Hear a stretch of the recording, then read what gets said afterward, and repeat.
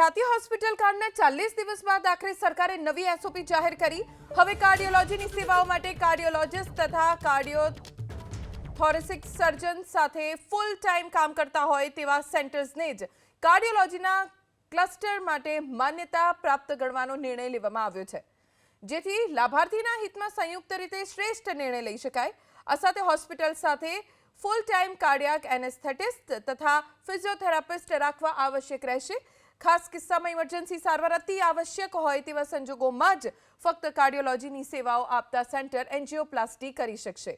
હોસ્પિટલ્સે angiography તેમજ એન્જિયોપ્લાસ્ટીની સીડી videography પ્રયોગના સમયે upload કરવાની રહેશે।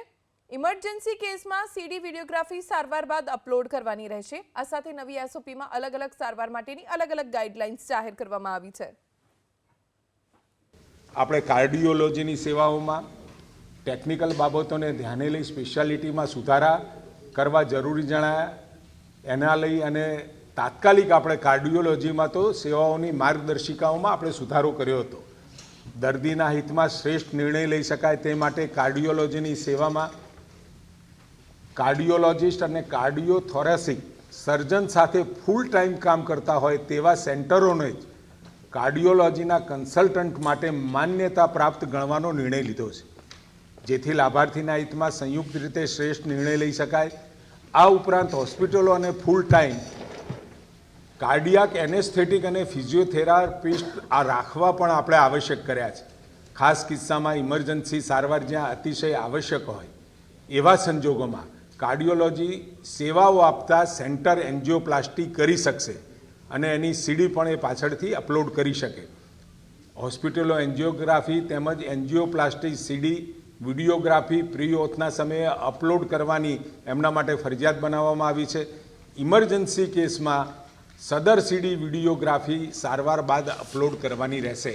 આમ કાર્ડિયોલોજીમાં પણ ખૂબ સારા એવા સુધારા તાત્કાલિક આપણે કર્યા હતા। કેન્સરની સારવારમાં ટ્યુમર બોર્ડ સર્ટિફિકેટ દર્દીનો ટ્રીટમેન્ટ પ્લાન નક્કી કરશે અને ટીબીસી અપલોડ કરવાનું ફરજિયાત રહેશે।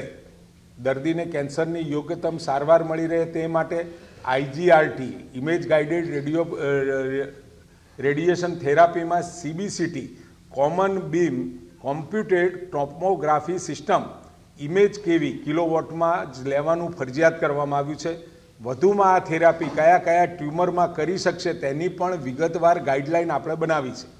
કેન્સરની ટ્રીટમેન્ટ માટે રેડિયેશન થેરાપીમાં યોગ્ય સારવાર પેકેજીસ પસંદગીની સુગમતા રહે તે માટે રેડિયેશન પેકેજીસમાં પણ જરૂરી સુધારા કરવામાં આવ્યા છે। મહિલાઓમાં જોવા મળતા કેન્સર જેવા કે ગર્ભાશયના મુખનું કેન્સર, યોનિમાર્ગનું કેન્સર કે અન્ય કેન્સર જ્યાં બ્રેકી થેરાપીની જરૂર હોય તેવા કિસ્સાઓમાં જે હોસ્પિટલ પાસે બ્રેકી થેરાપીની સગવડ છે ત્યાં જ પીએમજેવાય અંતર્ગત સારવાર આપવાની રહેશે। બ્રેકી થેરાપી માટે હોસ્પિટલ ટાઈઅપ ચલાવવામાં આવશે નહીં। રેડિયોથેરાપી મશીન માટે નક્કી થયેલા ક્વોલિટી કંટ્રોલના માપદંડનું પાલન કરી હોસ્પિટલે એનો રેકોર્ડ નિભાવવાનો રહેશે।